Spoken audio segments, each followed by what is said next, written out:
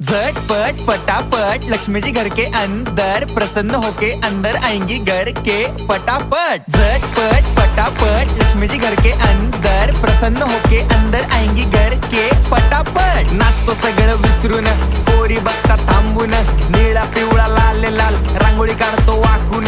सणासुदीला रांगोळी काढ, भाऊचा बर्थडे रांगोळी काढ, नवीन वर्ष रांगोळी काढ, कलर उरला रांगोळी काढ।